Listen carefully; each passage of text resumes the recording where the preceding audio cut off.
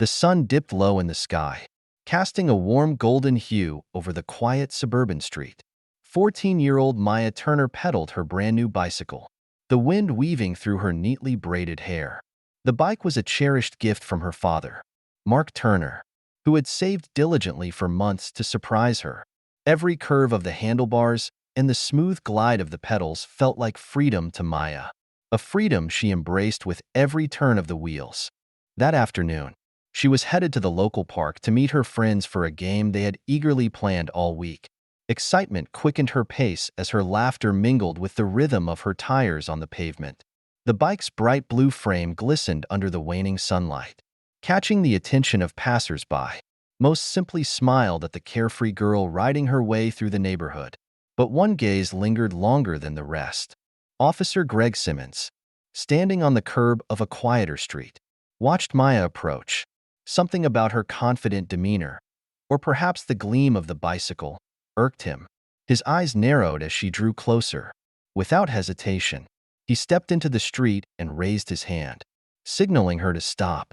Maya's cheerful rhythm faltered as confusion clouded her mind. Obediently, she slowed to a halt, unsure of what she had done to attract his attention. Nervousness crept in, replacing her carefree mood. "Where'd you get this bike?" Simmons demanded, his voice sharp and accusing. He loomed over her, boots striking the pavement with authority. Caught off guard, Maya stammered, "It's a gift from my dad. I'm on my way to the park." The officer's lip curled into a sneer. "Your dad? You expect me to believe that? Maybe your dad's in jail and you stole this bike to show off." Maya's heart dropped. The blatant racism in his words struck her like a physical blow, but she swallowed the lump in her throat, determined not to let her frustration show. "I didn't steal anything," she said firmly. "It's mine." Simmons' questions grew more invasive and his tone more hostile. Maya's hands tightened on the handlebars as she tried to explain again, but he wasn't listening. The interrogation continued, his accusations escalating with every word. When Maya adjusted her grip on the handlebars, preparing to leave, Simmons' anger flared. "Trying to run? Huh?" he barked. "Only thieves run." "I'm not running," Maya replied, her voice shaking with restrained anger. "I just want to get to the park." The officer's gaze darkened. In one swift motion, he reached into his pocket and pulled out a pair of brass knuckles. Before Maya could react, he struck her with brutal force. Pain exploded across her face, and she crumpled to the ground. Blood dripped onto the pavement as she lay dazed and disoriented, the world spinning around her. Passers-by began to gather, their murmurs growing louder as they took in the horrifying scene. "What's going on here?" someone called out. Simmons, unfazed, spun a fabricated story to the growing crowd. "She tried to steal my gun," he lied, his voice steady and commanding. "She's a thief and resisted arrest." The crowd's murmur turned uncertain. Some believed the officer's words. Others looked on in disbelief, their expressions questioning his narrative.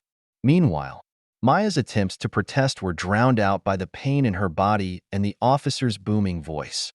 Grabbing her by the arm, Simmons hauled Maya to her feet and dragged her toward his cruiser. Despite the commotion from the onlookers, he maintained his air of authority, certain his version of events would go unchallenged. At the station, Simmons paraded Maya through the precinct like a captured fugitive. He wasted no time spinning his story to his colleagues. "Caught her red-handed," he announced. "Stolen bike. And she tried to grab my gun. Dangerous kid." The other officers nodded along, impressed by Simmons' tale. They praised him for his actions, commending his quick thinking and bravery. Simmons accepted the compliments with a smug grin, his arrogance growing by the minute. Maya, meanwhile, was led to a holding cell and unceremoniously locked inside. She slumped onto the hard bench, her body aching and her mind racing. The sterile, cold environment of the cell felt suffocating, and every clang of the bars echoed in her ears. She thought of her father, knowing he'd be furious when he found out what had happened. When the officers ran Maya's name through their system, they dismissed her claim about her father being an FBI agent as a desperate attempt to escape. But as protocol required, they verified her information.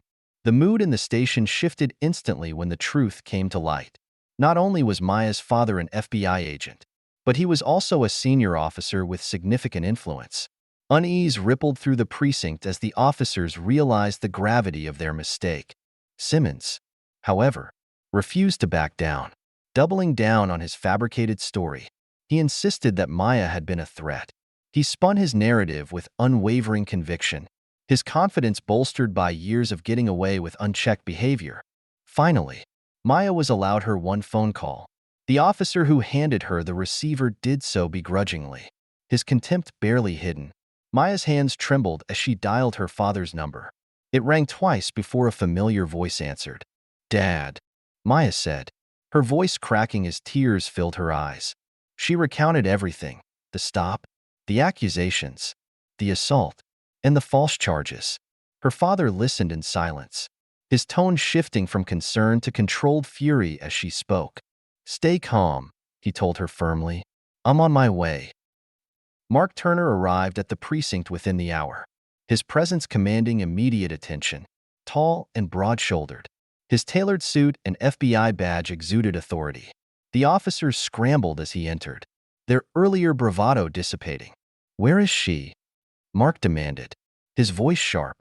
An officer led him to the holding cell where Maya sat. Relief washed over her as she saw her father, but the sight of his clenched jaw and narrowed eyes made it clear that he was livid.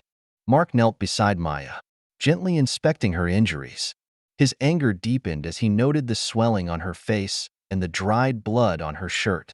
"They hit you?" he asked, his voice trembling with restrained fury. Maya nodded, her eyes brimming with tears. Mark turned to the officer standing nearby. "Get me the officer who arrested her. Now." Simmons entered the room minutes later, his arrogance replaced with unease. Mark's piercing glare bore into him as he laid out his badge. "I'm Special Agent Turner, FBI," he said coldly. "And this is my daughter." Simmons' face paled as Mark continued. "You fabricated charges, assaulted a minor, and lied about what happened. Do you think I'll let this go?" Simmons stammered, his earlier confidence crumbling.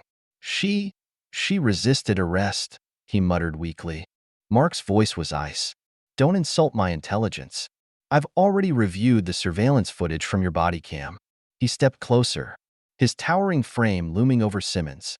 "Not only is your story a lie, but your actions are criminal." As Simmons faltered, Mark turned to the precinct commander. "I'm filing formal charges against Officer Simmons for assault and misconduct. I also want every officer involved in this to hand over their reports for immediate review." The room was silent as the weight of Mark's words settled. Simmons' career and freedom hung in the balance. In the days that followed, the incident made national headlines. Footage from nearby witnesses and body cams exposed the truth, sparking widespread outrage. Mark pursued legal action, ensuring Simmons was held accountable. The officer faced charges of assault, misconduct, and falsifying reports. Maya's story became a symbol of resilience in the face of injustice. Her father's unwavering fight for accountability sent a powerful message: abuse of power would not go unchecked. For Maya and her family, justice wasn't just a concept, it was a promise fulfilled.